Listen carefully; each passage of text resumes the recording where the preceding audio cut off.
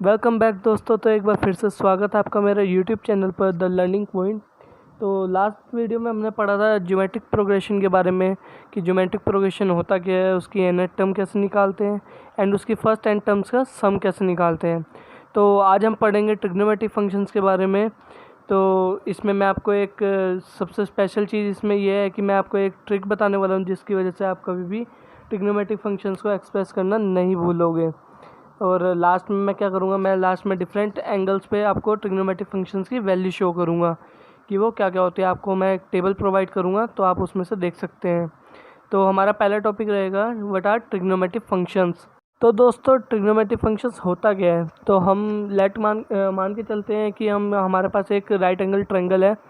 तो ये मैंने नीचे बना रखा है ABC राइट एंगल ट्रायंगल। तो उसमें हम एक AC और BC साइड के बीच में एक एंगल ले लेते हैं थीटा।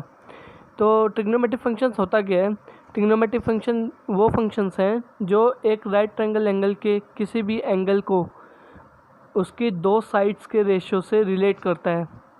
तो एक बार मैं आपको फिर से बताता हूँ कि वो राइट एंगल ट्रायंगल के किसी भी एंगल को उसकी दो साइड्स के रेशियो से रिलेट करता है। तो इसको हम किस किस फॉर्म में लिख सकते हैं, इसको हम sine, cos, tan, cosec, sec and cot की फॉर्म में लिख सकते हैं। तो देखते हैं कुछ ट्रिग्नोमेट्रिक फंक्शंस को, जैसे कि हमारे पास है साइन थीटा को हम क्या लिखेंगे, perpendicular upon hypotenuse. And cos theta को लिखेंगे base upon hypotenuse. Tan theta को लिखेंगे हम perpendicular upon base. And cosec, sec and cot इन तीनों के अपोजिट होते हैं। तो अपोजिट कैसे है ये आपको भी दिख रहा होगा कि साइन थीटा क्या है, perpendicular upon hypotenuse. And cosec theta को हम क्या लिखते हैं, हाइपोटेनियस अपॉन परपेंडिकुलर। तो अगर हम दोनों को मल्टीप्लाई करते हैं तो वो इक्वल टू 1 के इक्वल आता है। तो हम क्या लिखते हैं, sine theta equal to 1 upon cosec theta. ऐसे हम कोस और सेक में भी कर सकते हैं एंड टेन एंड कोट में भी कर सकते हैं। तो चलो दोस्तों अब हम आते हैं अपनी मेन टॉपिक पे। तो हमारे मेन टॉपिक है एक तरह से कि हम ऐसी कौन सी ट्रिक अप्लाई करें जिससे हम कभी भी ट्रिग्नोमेट्रिक फंक्शंस का एक्सप्रेशन करना कभी भी ना भूलें।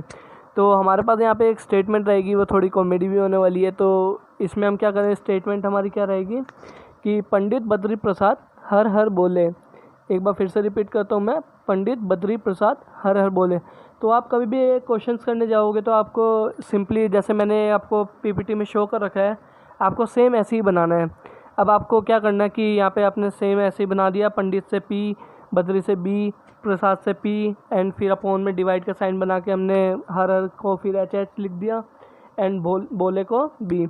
तो आपको बस स्टार्टिंग के 3 याद रखना है। मैंने स्टार्टिंग में आपको बता दिया कि कोसेक, सेक एंड कोट क्या होता है, वो साइन, कोस एंड टेन का अपोजिट ही होता है। तो आपको स्टार्टिंग के 3 याद रखने हैं।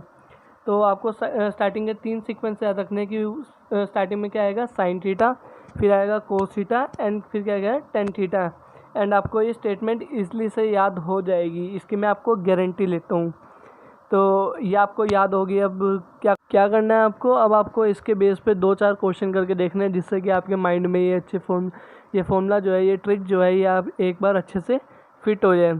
तो दोस्तों अब हम आते हैं अपने तीसरे टॉपिक पे। तो तीसरा टॉपिक हमारा क्या था कि हम आपको डिफरेंट एंगल्स पे ट्रिग्नोमेट्रिक फंक्शंस की वैल्यू बताएंगे। तो अगर हम एंगल्स को डिग्री में लेते हैं तो उसको हम कैसे लिखेंगे, 0 degree, 30 degree, 45 degree, 60 degree, 90 degree and 180 degree, 270 degree and 360 degree.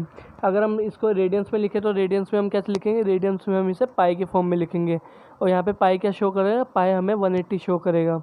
तो स्टार्टिंग का 0 डिग्री, 0 पाई के 0 रेडियंस में भी 0 ही रहता है। एंड फिर π/6, π/4, π/3, π/2, पाई, 3π/2 एंड 2 पाई।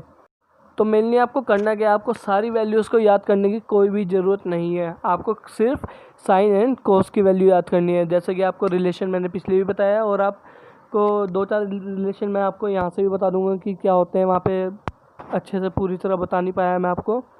तो आपको खाली सबसे पहले साइन और कोस की वैल्यू याद करनी है। ये आपको खुद से ही करनी पड़ेगी, ये आपको कोई याद नहीं करवा सकता, ये आपको खुद को ही करनी है। और एक मैं इजी तरीका बताता हूँ कि किस तरह से याद हो सकती है। तो स्टार्टिंग में आप साइन की वैल्यू याद कर लीजिए कि साइन 0 क्या होता है, 0, साइन 30 क्या होता है, हाफ, एंड साइन 45 क्या होता है, 1/√2, साइन 60 √3/2, साइन 90 1। तो 90 डिग्री तक अगर आप देखें तो कोस की वैल्यू अपोजिट हो जाती है जस्ट।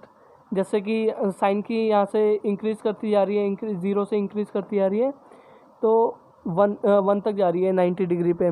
तो कोस के टर्म्स में क्या होता है, कोस में ये 1 से डिक्रीज़ होते होते 90 डिग्री पे 0 तक पहुँचती है, तो सेम वैल्यूज़ रहती है। तो ये चीज़ आपको और हेल्प करने वाली है साइन और कोस की वैल्यू याद करने में।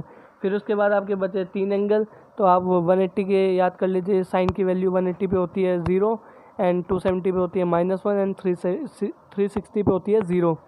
ऐसे ही हम कोस की वैल्यू देख लेंगे, तो कोस 180 होता है -1, कोस 270 0, एंड कोस 360 1। अब मैंने कहा था कि आपको बाकी किसी भी वैल्यू को याद करने की ज़रूरत नहीं है, तो मैं बताता हूँ कि वो क्यों मैंने ऐसा कहा था।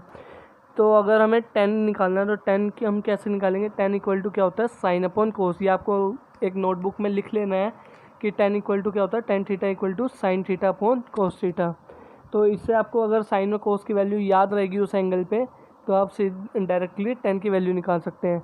ऐसी कोट क्या होता है, कोट मैंने आपको पहले बताया था, कोट क्या होता है 1/10, या लिख सकते हैं cos theta upon sine theta. तो अब बात करते हैं हम सेक थीटा की। तो सेक थीटा को हम डायरेक्टली क्या लिख सकते हैं, 1/कोस थीटा। एंड कोसेक थीटा को अगर हम लिखें, तो कोसेक थीटा को लिखते हैं हम 1/साइन थीटा। तो ये आपकी सिंपली रिलेशंस हो गए, जिसकी वजह से आप साइन और कोस की वैल्यू अगर आपको पता है, तो आप किसी भी ट्रिग्नोमेट्रिक फंक्शंस की वैल्यू फाइंड कर सकते हैं। सो थैंक यू दोस्तों फॉर वॉचिंग द वीडियो। अगर आपको वीडियो अच्छी लगी तो लाइक, शेयर एंड सब्सक्राइब करना ना भूलें। अगर आपको कोई भी डाउट हो तो मुझे कमेंट सेक्शन में ज़रूर पूछें, मैं आपको वहाँ पे उसका आंसर ज़रूर दूंगा।